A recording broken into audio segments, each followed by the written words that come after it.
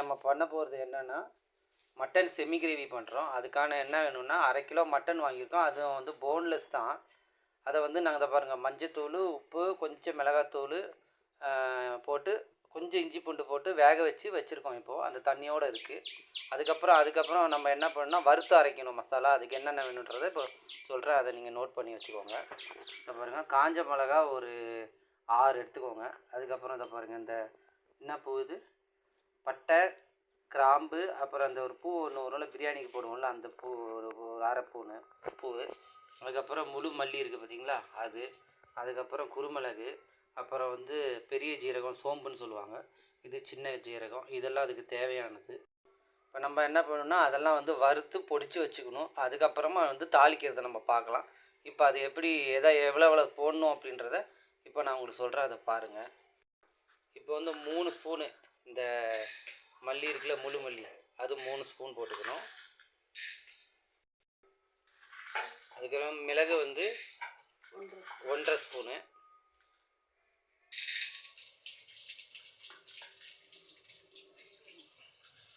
அப்புறம் சோம்பு 1.5 ஸ்பூனு. அதுக்கப்புறம் இந்த பட்டை, கிராம்பு, அந்த இது எடுத்துருந்தோம்ல இலை, அன்னாச்சி பூ, அது. அதுக்கப்புறம் அந்த காஞ்ச மிளகாய். அதுக்கப்புறம் இந்த ஜீரகம் 1.5 ஸ்பூனு. அதை நம்ம அடுப்பில் வச்சு நல்லா வறுத்துக்கலாம். ரொம்பவும் கறியை விட்டுறக்கூடாது.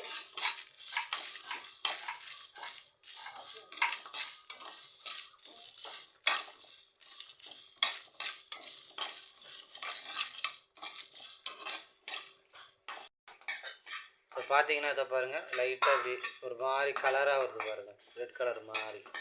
இந்த அளவுக்கு வறுத்து எடுத்துக்கணும். வறுத்துட்டு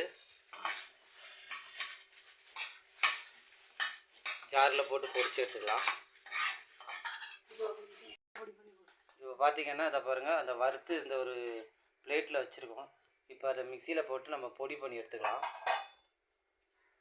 அதை பொடி பண்ணி எடுத்ததுக்கப்புறமா அதை ஆனியன்லாம் போட்டு எப்படி பண்ணணுன்றதை உங்களுக்கு நான் காமிக்கிறேன்.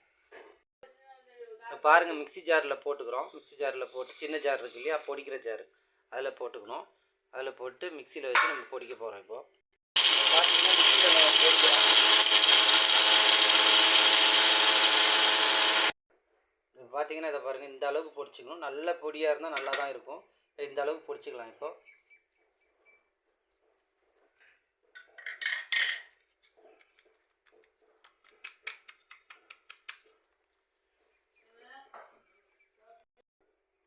இந்த அளவுக்கு நம்ம பொடிச்சு எடுத்துக்கிட்டோம். இப்போ இந்த மாதிரி இப்போ பொடிச்சு வச்சுக்கணும். பார்த்தீங்களா, பொடியாக இருக்க எப்படி பொடிச்சு வச்சுருக்கோம், இந்த மாதிரி பொடிச்சு வச்சுக்கணும்.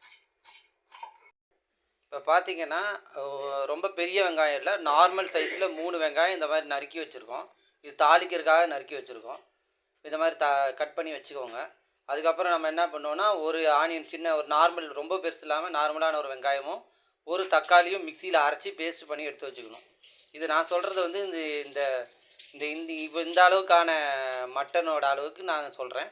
நீங்கள் அதிகமாக போடுறதா இருந்தால் நீங்கள் அதிகமாக சேர்த்துக்கலாம். இல்லை கிரேவி கொஞ்சம் அதிகமாக வேணும்னா எக்ஸ்ட்ரா கொஞ்சம் பெரிய வெங்காயமாக போட்டு தக்காளி 2ஆக போட்டு நீங்கள் கூட பண்ணிக்கலாம். இப்போ நான் இப்போ செய்கிறதுக்காக மட்டும்தான் நான் சொல்கிறேன். இப்போது இந்த மாதிரி வெங்காயத்தை கட் பண்ணி போட்டுக்கோங்க. பெருசாக போட்டிங்கன்னா அரையாது. இந்த மாதிரி கட் பண்ணி வச்சுக்கோங்க. அதுக்கப்புறம் தக்காளி கட் பண்ணி போட்டுக்கோங்க. இப்போ பார்த்தீங்கன்னா ஒரு தக்காளி நம்ம கட் பண்ணி போட்டுக்கலாம். அது வந்து பொடி பண்ணுற ஜாரு, அதனால் இப்போ வந்து கொஞ்சம் பெரிய ஜாரில் போட்டிருக்கோம். ஏன்னா அது பத்தாதுன்றதுனால இந்த ஜாருக்கு மாற்றிட்டோம். இப்போ தக்காளி ஒன்றும் வெங்காயம் ஒன்றும் நாங்கள் வெளில பாருங்கள், இப்போ வந்து அதை நல்லா அரைச்சி எடுத்துக்க போகிறோம். பாருங்கள், இப்போ அதை ஸ்டார்ட் பண்ணுறோம்.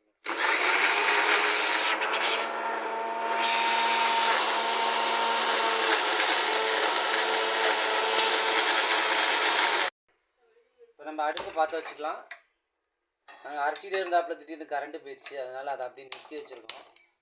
அதை அரைச்சி இப்போ கரண்ட்டு வருதா பார்க்கலாம், அதுக்குள்ளே பேஸ்ட் பண்ணிடலாம். அதை இப்போ நம்ம தாளித்து வச்சுக்கலாம். அதில் தாளிக்கிறதுக்கான அடுப்பு பேன் வச்சாச்சு.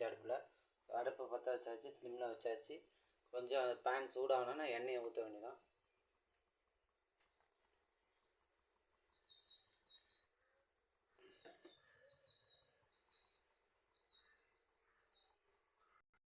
இப்போ அந்த பொடி பண்ணி வச்ச அந்த மசாலா ஐட்டம், இது பாருங்கள், அந்த மட்டனு, ஆனியனு, இது அந்த இடையில வந்து அதுக்கு இது மிக்ஸி அரைச்சிட்டு இருக்கும்போது கரண்ட்டு போயிடுச்சு. நாங்கள் அரைச்சிருவோம், இருந்தாலும் இதை காமிக்கிறேன் என்னன்றது. தக்காளியும் அந்த வெங்காயமும் நம்ம அரைச்சி வச்ச பேஸ்ட்டு, அப்புறம் இஞ்சி பூண்டு பேஸ்ட்டு வேணும் அதுக்கு, அதையும் எடுத்து வந்து வச்சுருக்கோம். நம்ம தாளிக்க போகிறோம். பேனில் ஆயில் ஊற்றியாச்சு, அது சூடாயிடுச்சு எண்ணெய். அதுக்கப்புறம் ஆனியன் போட்டுக்கிறோம்.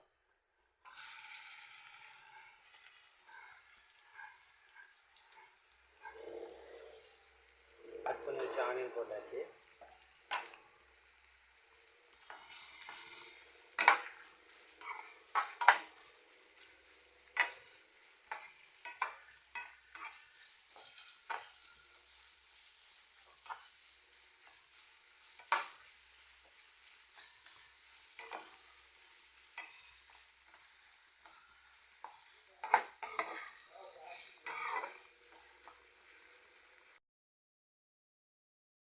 இப்போ கரண்ட்டு வந்துருச்சு பாருங்கள். இப்போ நாங்கள் வந்து அரைச்சிட்டோம், மிக்சியில் கரண்ட்டை வந்த கேப்பில் அரைச்சிட்டோம். இப்போ பாருங்கள், இந்த மாதிரி பேஸ்ட் மாதிரி நம்ம அரைச்சி எடுத்துக்கணும். இப்போ பாருங்கள், இப்போ பேனில் நம்ம ஆனியன் போட்டோம்ல, அது ஒரு பக்கம் வதங்கிட்டு இருக்குது. நல்லா வதங்கிடணும், அப்போ தான் டேஸ்ட் நல்லாயிருக்கும். பச்சையாக அப்படியே நம்ம இது பண்ணிட்டோம்னா டேஸ்ட் நல்லா இருக்காது, அப்படியே ஆனியன் இடையில வரும்.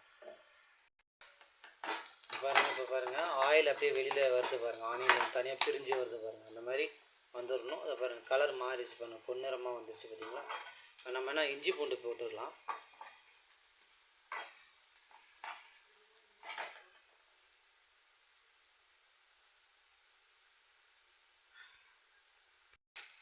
பாருங்கள், இஞ்சி பூண்டு பேஸ்ட்டு ஒரு ஸ்பூன் போட்டிருக்கோம். நல்லா போட்டு வதக்குவோம்.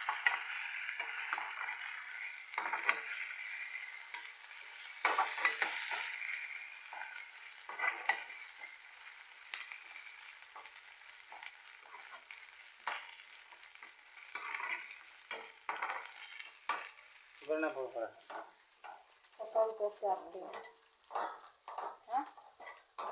இது எப்போ போடுவேன்? ஏதாவது போட்டு தான் இது போடணும். சரி, இது வெயிட் பண்ணி வெயிட் பண்ணி.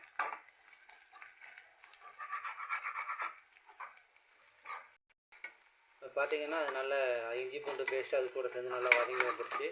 கலர் பாருங்கள், நல்லா ரெட் கலர் மாதிரி ஒரு மாதிரி மாறிடுச்சு. இப்போ நான் என்ன பண்ணேன், தக்காளி நம்ம அந்த ஆனியனும் அரைச்சி வச்சுருக்கோம் இல்லையா, அந்த பேஸ்ட்டு அதை எடுத்து நம்ம இது கூட சேர்த்துக்கிறோம்.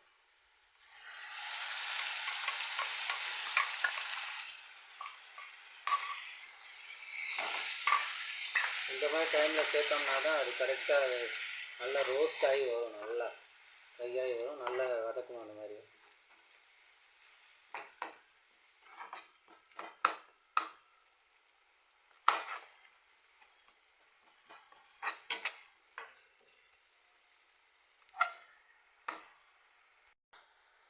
நல்லா அந்த பச்சை வாசனை போகிற வரைக்கும் நல்லா வதக்கணும்.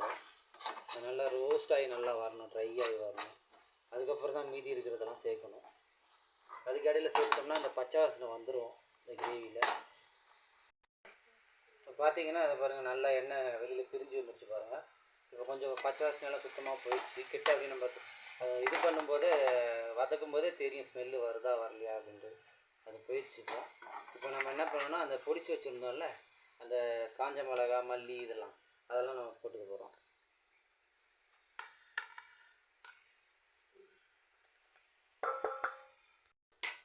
வந்து பாருங்கள், நல்லா வதக்கணும். அதை நல்லா வதக்கிட்டு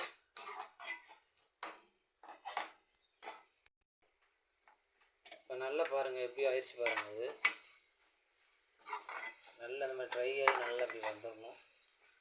அதுக்கப்புறம் நம்ம அந்த மட்டனில் வேக வச்ச தண்ணி இருக்கு இல்லையா, அதை நம்ம கொஞ்சம் ஊற்றணும்.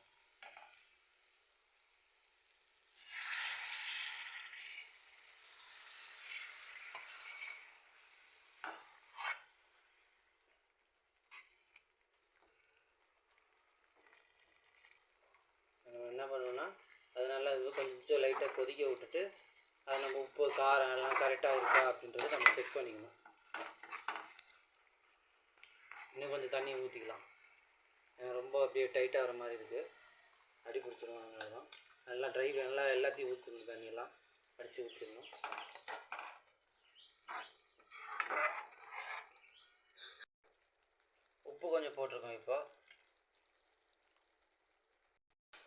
பார்த்தீங்கன்னா ஜாரில் இருக்க ஜாரை கொஞ்சம் அப்படியே லைட்டாக அலசி ஊற்றுறோம். ஏன்னா அது கொஞ்சம் கொதிக்க விடுறதுக்காக இந்த இதெல்லாம் கொஞ்சம் மசாலா ஸ்மெல்லாம் கொஞ்சம் நல்லா சுண்டி வர்ற வரைக்கும் கொஞ்சம் கொதிக்க விடணும்.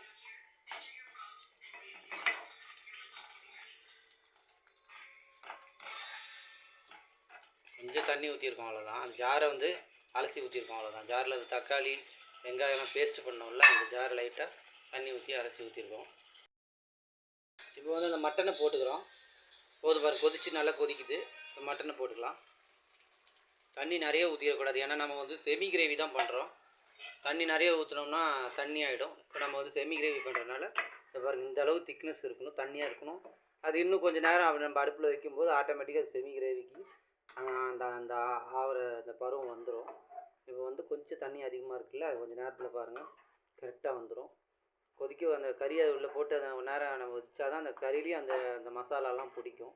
இப்போ தனியாக வந்து வேக வைக்கும்போது கொஞ்சம் அந்த இஞ்சி பூண்டும் கொஞ்சம் உப்பு மஞ்சள் அதெல்லாம் போட்டு தான் நம்ம வேக வச்சுருந்தோம். பாருங்கள் கொதிச்சிக்கிட்டு இருக்குது, கொதிக்கட்டும். நம்ம இப்போ வந்து என்ன பண்ணுறோன்னா கொத்தமல்லி எல்லாம் ரெடி பண்ணி எடுத்து வந்து வச்சுக்கலாம் பக்கத்தில்.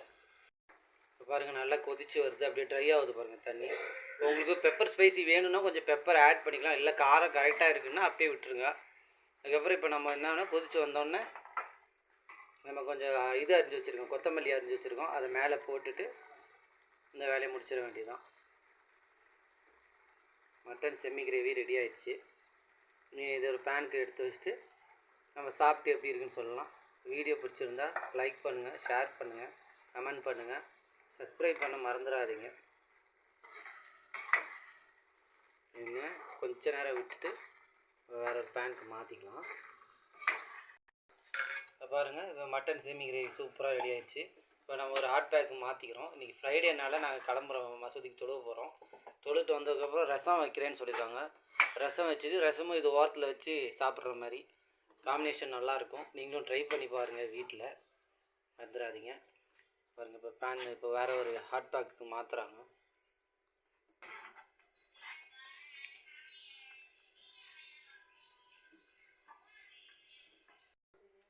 பாருங்கள் சூப்பராக ரெடி ஆகிடுச்சு பாருங்கள் செமி கிரேவி. பார்க்கும்போது அப்படியே சாப்பிட்ணுன்னு தோணும் இல்லையா? இது நீங்கள் வீட்டில் செஞ்சு பாருங்கள், சாப்பிடுங்க, நல்லா இருக்குங்க கமெண்ட் பண்ணுங்கள், ட்ரை பண்ணுங்கள், கண்டிப்பாக நல்லாயிருக்கும். பாருங்கள் ஆவி பறக்க இருக்குது. போய் தொழுத்து வந்தவங்க நல்லா பசியாக இருக்கும். ரசம் ஊற்றி சாப்பிட்டோம்னா நல்லா டேஸ்ட்டாக இருக்கும். ரசம் ஊற்றி மெயின் வச்சுக்கிட்டு சைடில் வந்து இதை வச்சு சாப்பிட்டோம்னா நல்லாயிருக்கும். ஒயிட் ரைஸ் வச்சு வச்சுக்கிறோம். பாருங்கள் இன்றைக்கி ரசமும் இன்றைக்கி இது பண்ணுறோம், வீடியோ எடுத்து போடுறோம். அதுவும் பாருங்கள், பார்த்து சாப்பிட்டு சந்தோஷமாக இருங்க.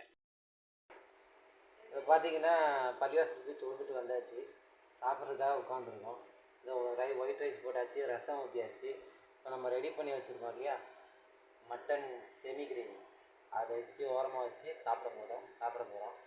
பார்த்தீங்களா எப்படி இருக்குன்னு, சூப்பராக இருக்கும். வச்சு ஊருமே பார்த்த உடனே வீட்டில் எல்லோரும் செஞ்சு சாப்பிடுங்க இந்த மாதிரி. அதுதான் இந்த காம்பினேஷன் நல்லாயிருக்கும், ரசமும் இந்த மட்டன் செமி கிரேவியும் சாப்பிடுங்க. இன்னொரு நாள் இன்னொரு வீடியோவில் சந்திப்போம். சப்ஸ்கிரைப் பண்ணுங்கள்.